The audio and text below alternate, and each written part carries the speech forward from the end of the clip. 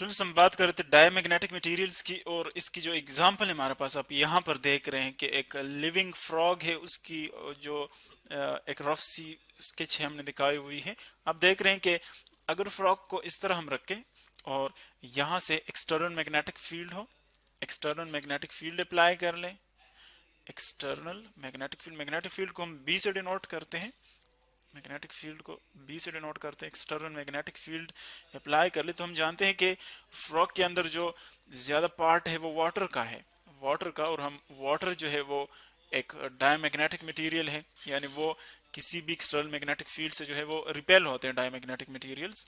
तो अब यहाँ पर देखें फ्रॉग पर जब हम एक्सटर्नल मैग्नेटिक फील्ड में रखते हैं इसको, तो क्या होता है कि जो इसके अंदर डायमैग्नेटिक मटेरियल है वाटर जिसका लार्जर पार्ट है वो उसमें अपना इंड्यूस्ड फील्ड आ जाता है, जिस तरह के ऊपर हमने डिस्कस किया था पहले लेक्चर में अकॉर्डिंग टू लेंज़ लॉ, इसमें या फेराडे लॉ, इसमें जो है एक अपना मैग्नेटिक फील्ड इंड्यूस होता है, लेकिन डायमैग्नेटिक मटेरियल्स में जो फील्ड इंड्यूस होता है वो एक्सटर्नल मैग्नेटिक फील्ड के अपोजिट होता है। यानी अगर हम बी इंड्यूस्ड पर बात करें, जो इस फ्रॉग के अंदर अपना फील्ड प्रोड्यूस होगा बी इंड्यूस्ड, वो इन अपोजिट डायरेक्शन होगा एक्सटर्नल मैग्नेटिक फील्ड के, in opposite direction to external magnetic field. ये दोनों अपोजिट होते हैं डायरेक्शन।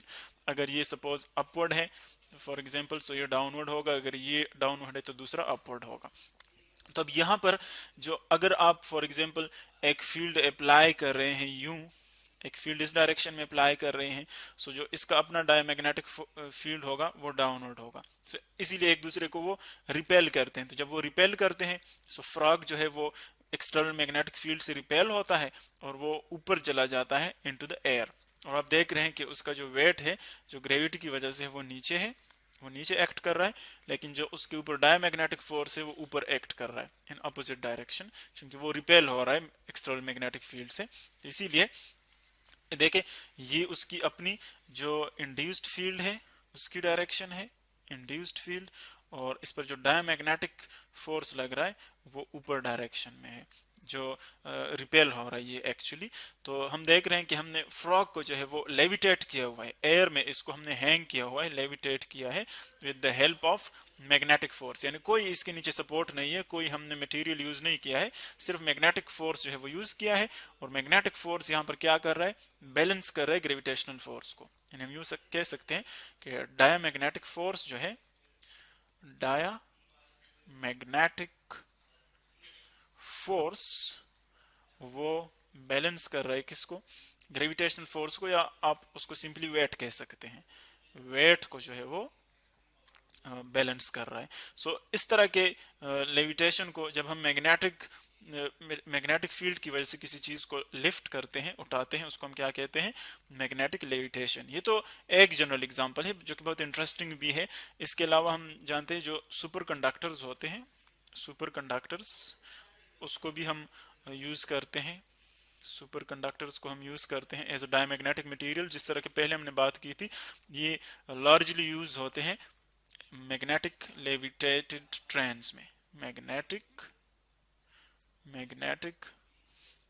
लेविटेटेड ट्रेन्स, यानी ऐसे ट्रेन्स जो कि अपने जो उनका ट्रैक होता है, जो उनकी पटड़ी होती है उसके ऊपर फिजिकली वो नहीं लगते, बल्कि वो उससे ऊपर एयर में जो है वो फ्लोट करते हैं। सो वो भी वहां पर भी एक्चुअली डायमैग्नेटिक जो कंसेप्ट है वो यूज होता है, उसी का एक एप्लीकेशन है।